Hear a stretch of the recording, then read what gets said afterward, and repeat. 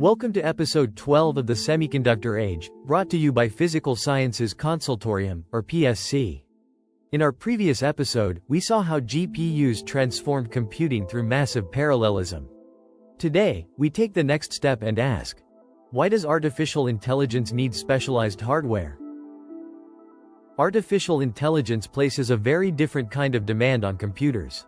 Modern AI models perform enormous numbers of mathematical operations, particularly on vectors and matrices. When these operations are repeated billions or even trillions of times, general-purpose computing becomes increasingly inefficient. At the mathematical heart of many AI systems is matrix multiplication. Neural networks repeatedly multiply and transform large arrays of numbers as information moves through the model.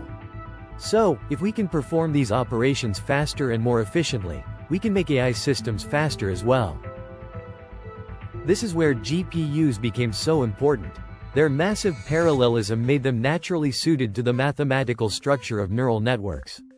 Instead of performing operations one by one, thousands of operations can be processed simultaneously. That is why GPUs became a major engine of modern AI. But GPUs are not a perfect solution for every AI workload. AI systems require enormous amounts of data to move between memory and processing units. They also consume significant energy. So the challenge is no longer simply, how do we compute faster?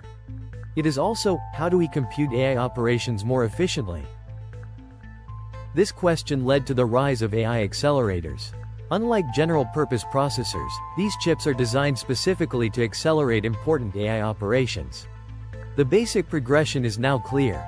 The CPU provides flexibility, the GPU provides massive parallelism, and specialized AI accelerators target AI workloads even more directly.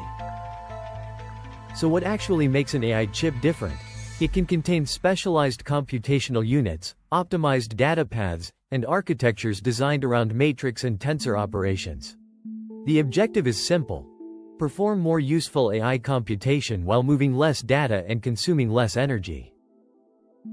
One important example is specialized tensor or matrix processing. Instead of treating every mathematical operation as a completely general instruction, dedicated hardware can perform large numbers of multiply and accumulate operations simultaneously. This is one reason specialized AI hardware can deliver enormous computational throughput. But computation is only half the story. An AI accelerator can be incredibly fast, but it still needs a continuous supply of data. If the processor has to wait for data from memory, much of its computational power remains unused. This creates a fundamental challenge. The memory system can become the bottleneck. There is another critical measure: energy efficiency. For AI, being faster is not enough. We also want to know how much computation we can obtain from each unit of energy. This is especially important when AI systems operate in enormous data centers, or inside smartphones, cameras, vehicles, and other devices with limited power. AI hardware also faces two very different workloads: training and inference. Training is the process of building the model. It requires enormous datasets, repeated calculations, and large amounts of computing power. Inference is different. Here, the trained model is used to produce an answer or prediction, often with strict requirements for speed, latency, and energy efficiency. So the hardware optimized for training does not necessarily have the same priorities as hardware optimized for inference.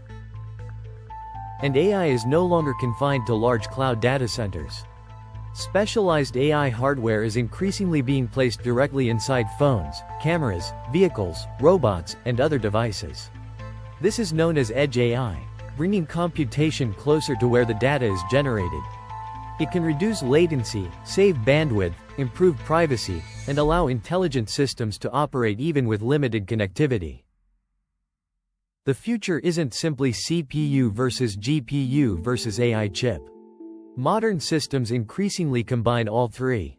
The CPU handles general control and coordination, the GPU provides massive parallel computing when needed, and specialized AI accelerators handle particular AI workloads efficiently. This is the idea of heterogeneous computing, different processors working together according to their strengths. Now we can step back and see the entire journey. It began with the transistor, a tiny switch. Those switches became logic circuits, processors, multi-core systems, GPUs, and finally specialized AI hardware. Billions of carefully engineered transistors now work together to perform the mathematics behind artificial intelligence. From a tiny switch to intelligent machines, that is the remarkable journey of semiconductor technology. From the PSC perspective, AI is not only a software revolution. Algorithms and models may define what an AI system is, but hardware determines how efficiently that intelligence can become real-world computation. The development of specialized chips is therefore another major stage in the semiconductor story, and potentially one of the most important. So, in this episode, we moved from GPUs to specialized AI hardware and saw why modern artificial intelligence requires more than just general-purpose computing. The future of AI will depend not only on better algorithms, but also on better architectures, better memory systems, and more energy-efficient silicon.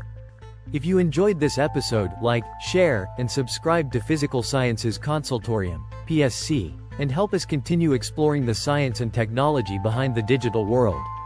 In episode 13, we'll examine one of the biggest challenges facing modern computing: the memory wall. Why memory is becoming the next big challenge in AI. Until then, keep exploring, keep questioning, and keep discovering the physics behind technology.